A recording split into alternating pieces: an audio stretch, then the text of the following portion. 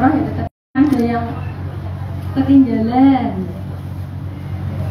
masih bisa nyusul gitu, masih bisa nututi, soalnya minimal 6 kali.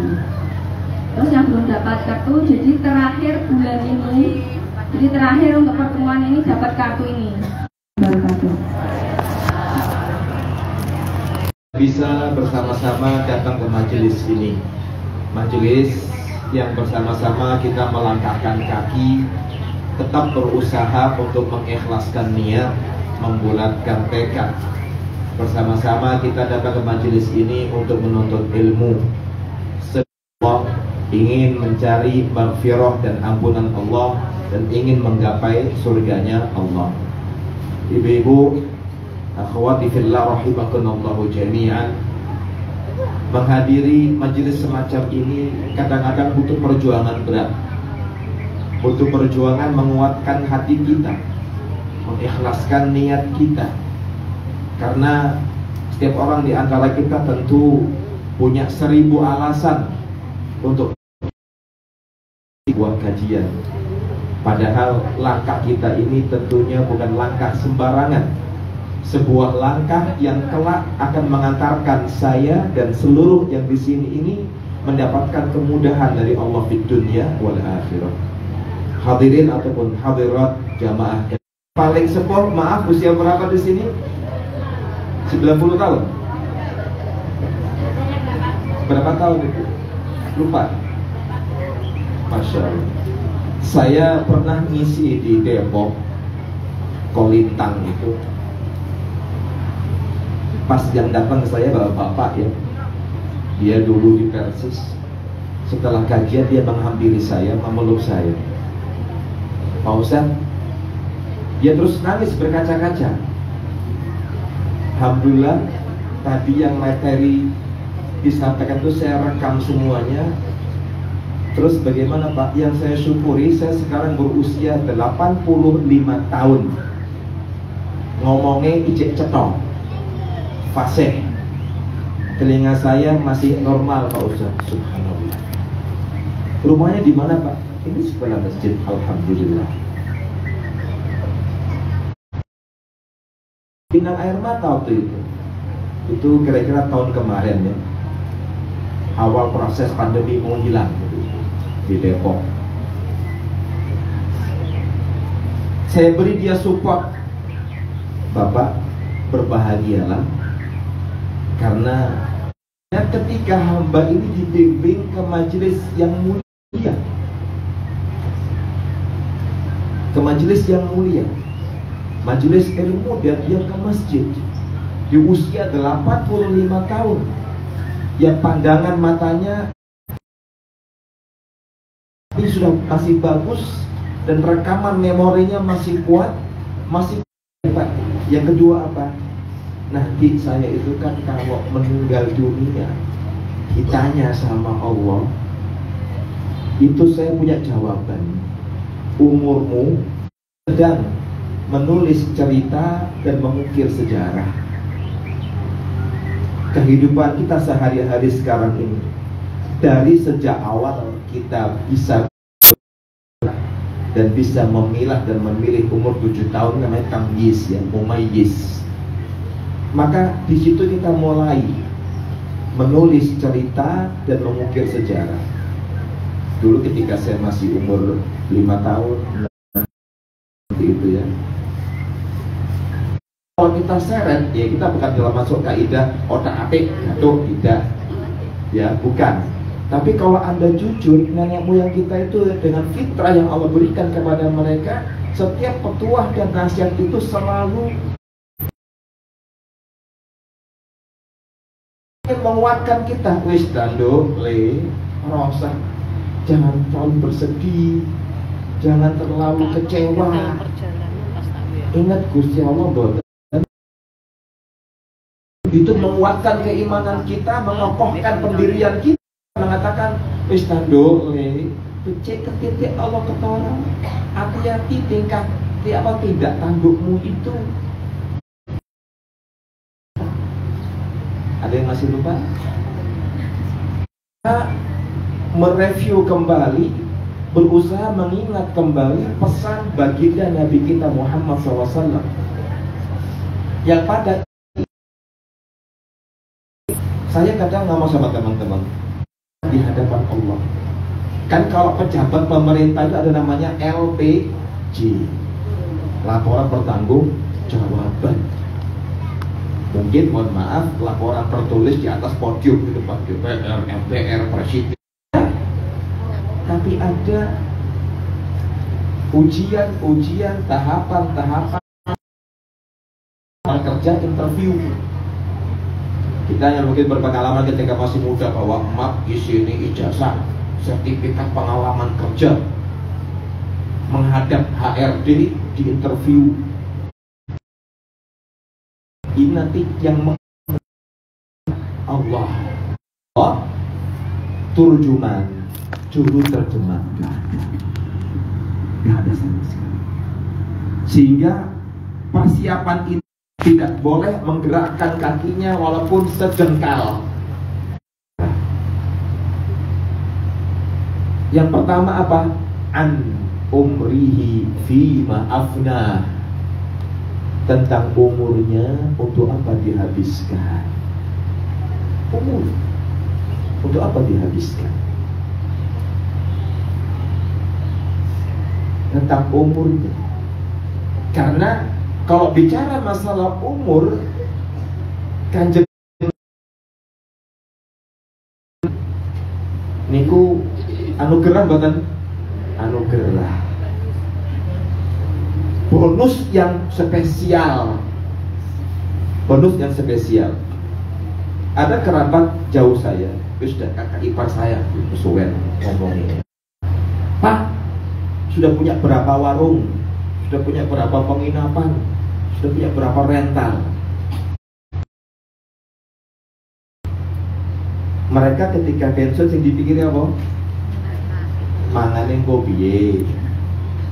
Karena memang ada istilah keren itu namanya past power syndrome, di mana orang akan trauma dari tadinya jeruk. Itu bahasa lumrah manusiawi seseorang ketika berpindah dari fase yang enak kepada enak. Saya 4 tahun yang lalu sempat berkenalan dengan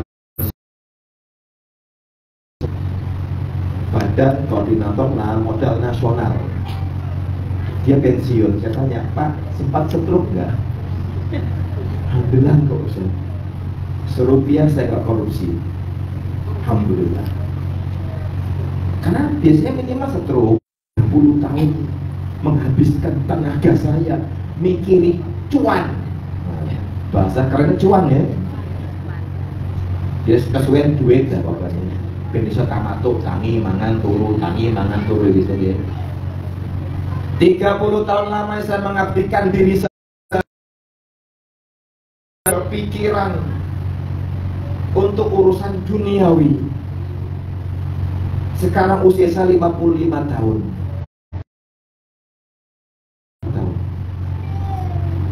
Dan saya, kamu mati usia 60. Sisa berapa, Bu? 5 tahun. Nek tekan. Ojo-ojo 6 menit mudut is dead. Atau tinggal 5 minggu. Atau ini saya nggak takuti loh ya. Dia mau apa kan gitu. Ini realita masalahnya. Dan subhanallah, kakak ipar saya itu umur sampai usia 68 tahun. Ditentang bonusnya 13 55 ke 68 berapa tahun? 13 tahun. Saya kemarin mengabdikan melayani. Subhanallah, Allah kabulkan permintaan dia, memaksimalkan sisa umurnya itu beribadah, ngaji, zikir, sedekah. Setiap kali saya ajak ngomong, gimana Bang? Karek ngenteni 50 ke atas itu melek malam itu sing dipikiri apa? Yang tadi tamu bayangan putih. Subhanallah. Dan itu akhirnya terbawa dalam pikiran saya.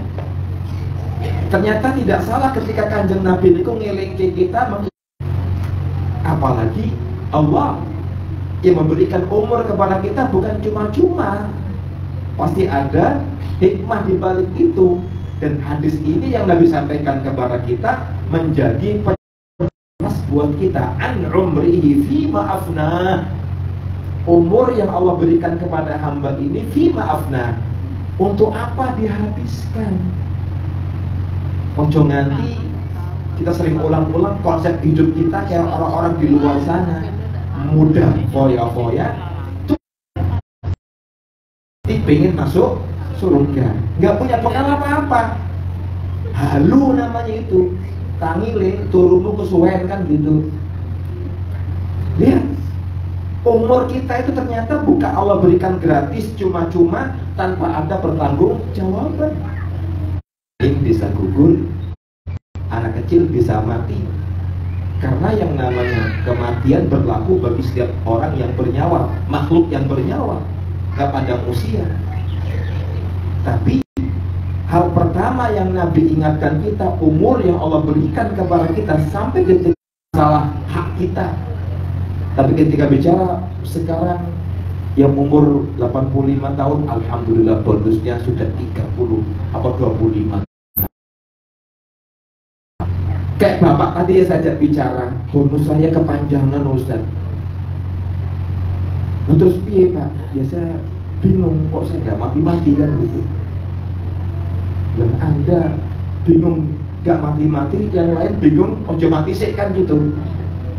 Soal manusia yang paling bagus itu kayak apa? Subhanallah, kalau kita mencerna, mereka orang-orang Arab Badui itu, kenapa dibilang Badui? Karena tinggalnya di pedalaman, gak punya tetangga, gak punya temen. Kancane apa? Kalau tidak kambing, gunung batu, padang pasir. Tapi Allah anugerahkan kepolosan seorang hamba bertemu Nabi, bertanya dengan penuh ketulusan dan kepolosan dan fitrah sucinya, dengan mengatakan, Nabi, sakjane manusia yang terbaik di hadapan Allah itu kayak apa sih? Simpel. Dan subhanallah, itu sudah diatur oleh Allah. Dan kata Rasulullah apa? Khairun nas, manusia yang terbaik di hadapan Allah siapa? Man tala umuruhu wa hasuna amaluhu. Yang Allah berikan dia umur panjang, tapi amalnya semakin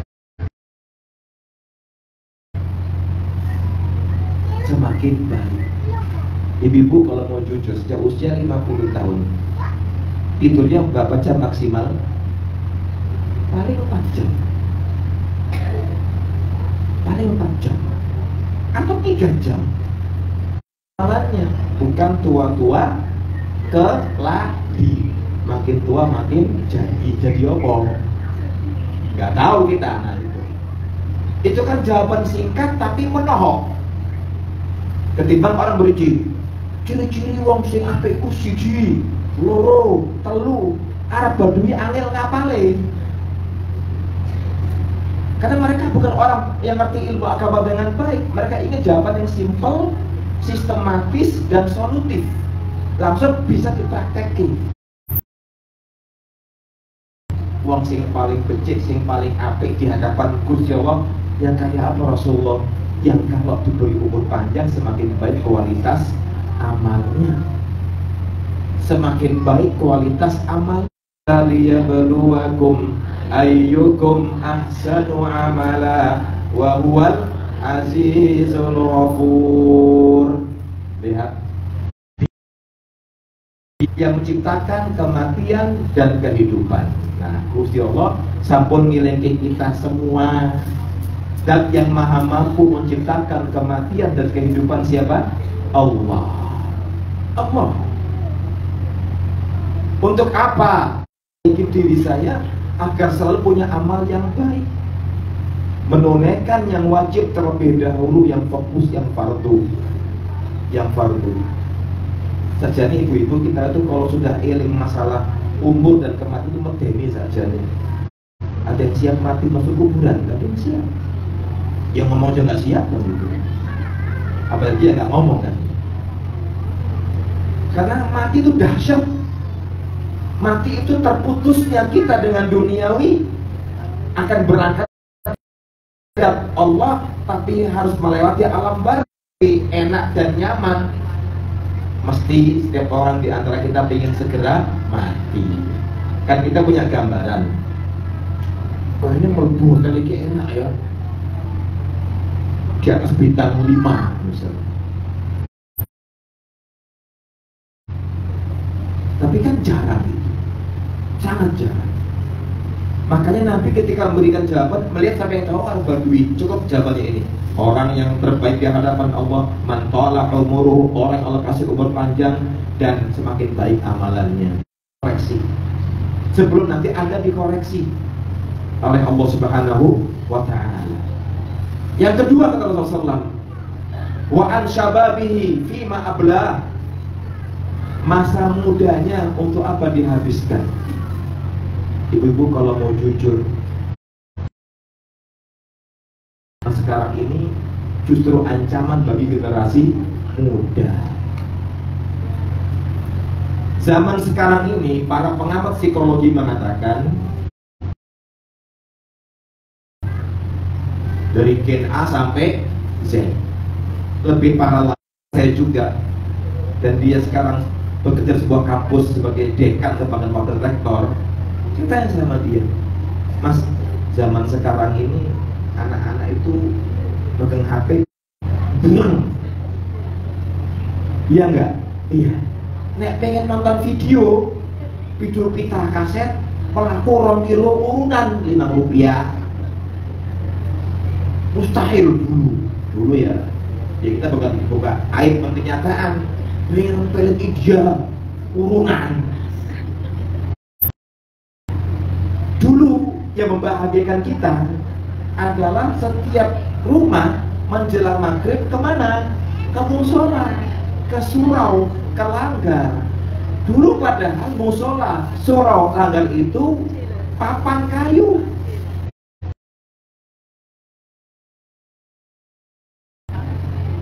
Isinya apa? Jangan dulu jangan kan gitu. Nyanyi apa di sini? Kalau dulu ustadznya tanggung jawab keliling, diparani rumah per rumah. Begitu dahulu dengan sekarang berbeda dan beda penanganannya. Disinilah kita, maaf para orang tua, rasa tanggung jawabnya. Saya pun merasakan itu. Ibu-ibu demi Allah, masa pandemi kemarin, ketika belajarnya online buatan online, saya ketemu teman-teman saya para dai senior. Padahal sepupu saya guru ngaji, bapak saya guru ngaji, ngaji. Oh, tapi subhanallah saya mengira saya ahli ke pesantren dan jadi ustaz. Saya nggak tahu. Dulu tuh kita punya pemahaman madesu, masa depan suram.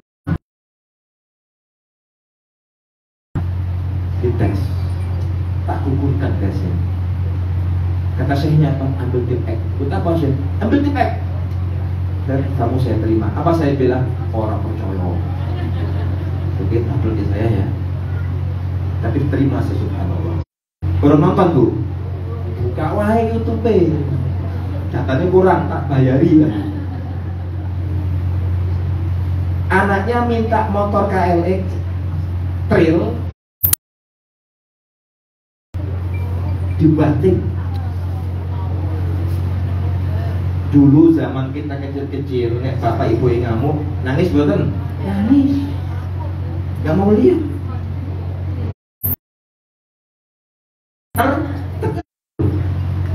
Kawan saya dicolok sama kepala sekolah dengan berdarah, pulang.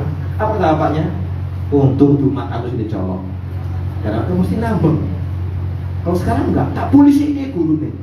Nyopet dipolisikan. Itu ada di Jawa Timur. Nah, kok saya WA kamu, jawaban kamu malah ngatain atau USA kan. Itu kelas 5 SD. Semoga bukan yang di sini nggak ada, insya Allah sini nggak ada. Tapi itu realita. Masa muda untuk masa sekarang ini, perhatian waktu itu gimana yang ibu itu nangis walaupun dia benar. Kalau sekarang yang nangis orang tuanya. Kita ngobatan, iya. Dan anak kita masih SD.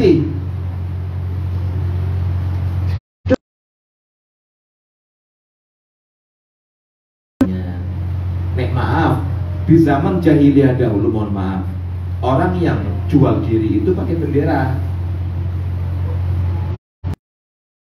Open PO katakan gitu, aplikasi. Bu, maka masa muda yang sekarang dilewati generasi anak-anak kita itu tantangannya lebih berat, lebih sulit. Kita orang tua ini berupa doa yang gak pernah. Abimu tidak berharap kamu jadi kayak abimu. Jadi apa? Jadi manusia yang baik. Jadi anak yang soleh. 12 tahun di pondok, lulus kuliah. Nah, jangan ada yang niru abi ya. Kok anakku nurun akhirnya kan gitu. Ini bukan berarti salah pilih istri, bukan. Tapi itu realita zaman sekarang ini. Pendamping untuk menutup aurat, tapi itu apa? Membungkus aurat. Beda nih antara menutup dengan bungkus.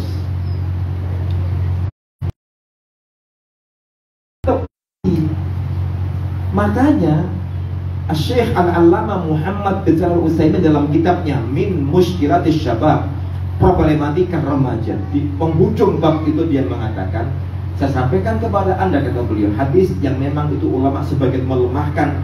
Tiga musola niku sekarang itu luar biasa angel masalahnya, angel. Sehingga Nabi pernah mengatakan kepada kita, Allah akan kagum kepada seorang pemuda atau pemudi yang ketika di masa mudanya tidak terbawa narkoba. Berat. Sehingga Nabi mengatakan Allah akan kagum bagi seorang pemuda-pemudi Islam yang tidak terbawa arus bisikan syahwat. Kenapa? Ini godaannya berat masalahnya. Godaannya berat. Makanya masa dulu yang lama-lama aja dia digodain. Ya sok alim, mereka baik lagi. Anak muda, masa muda akan ditanya. Lalu yang berikutnya tentang harta yang kita miliki itu, kalau masalah harta dua pertanyaannya dari Allah, dari mana diperoleh dan dikemanakan. Itu bentuk pertanggungjawaban yang kelak kita akan ditanya oleh Allah Rabbil Izzah. Harta itu dua pertanyaan, atau banyak akan dimintai apa? Pertanggungjawaban. Karena ilmu itu bisa menjadi penolong kita, bisa menjadi penghujat dan musuh kita. Terlebih Al-Quranul Karim. Nah, bersabda, Al-Quran yang kelak kita bawa ketika menghadap Allah Subhanahu wa Ta'ala. Waktunya habis. Jam berapa sekarang? Pas ya? Baik. Mungkin sampai di sini pesan, karena nggak akan terbertaing oleh kita, hidup cuma sekali, nggak mungkin kembali lagi. Itu ketika menunda kematian kita, bukan berarti Allah lengah akan perbuatan kita. Tatkala Allah menunda kematian kita, Allah masih beri kita kesempatan agar kita segera berubah. Demikian, wallahu ta'ala. Baik, bismillah, alhamdulillah, wassalatu wassalamu ala khairi khalqillah, amma ba'd. Dari Ibu Kamar ya, bagaimana kiat kita sebagai orang tua menghadapi anak seperti itu? Kadang kita Nabi Nabi Ibrahim ayahnya ahli pemahat patung, musyrik, dan Nabi kita pun berat ujiannya. Bapak ibunya meninggal dalam kondisi musyrik. Kita pun sama. Pertama Bapak Ibu, ketika Allah berikan kepada kita anak, tidak ada. Boleh jadi kalau kita ketemu orang tiap hari senyum, bahagia, dulu kok sedih dia mungkin. Kita nggak tahu. Sama kayak anak-anak kita.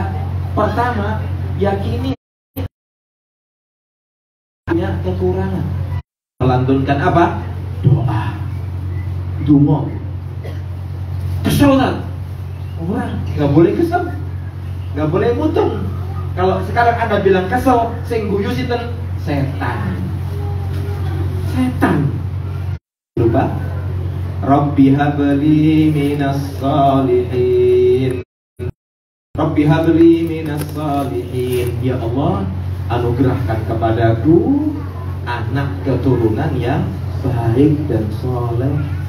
Nabi Ibrahim ketika meninggalkan anak dan istri di padang yang lembah sekarang namanya Makkah, tandus.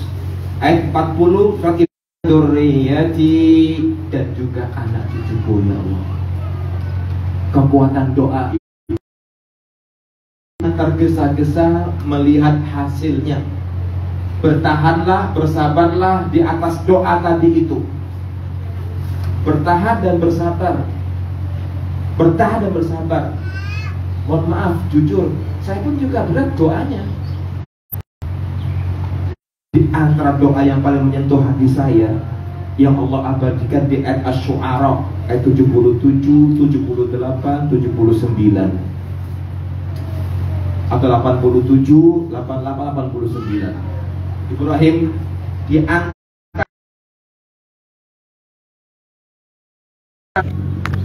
dan itu prosesnya berapa tahun Ibu? Secara kasat mata saya hitung 3 tahun. Dan bapaknya Masya Allah setahun umroh 2 kali. Setiap liburan umroh dibawa anak. Itu ketemu saya di kantor. Selamat. Saya sekarang mau tahassus menghafal Quran 30 juz. Saya kaget. Sik. Dipeluk bapaknya. Pak, sekarang waktunya saya berubah. Lihat Ibu. Tapi butuh proses enggak? Iya. Sebulan mungkin. Seminggu mungkin, tidak mustahil, karena Allah mengatakan innama amruhu. Habis dulu ngaji, a'udzubillahi minasyaitonir rajim, bismillahirrahmanirrahim. Lihat, ngaji. Karena kita kan ngurus dada. Dulu waktu kecil Ustaz, kalau saya pakai rukuk mau kena, yang cewek itu pakai mau kena, yang cowok pakai. Itu ada penyakit yang namanya kuper, kurang perhatian, caper, cari perhatian. Ibu ingat waktu kita kecil, kalau ngambek dia banting piring, supaya apa? Diperhatikan.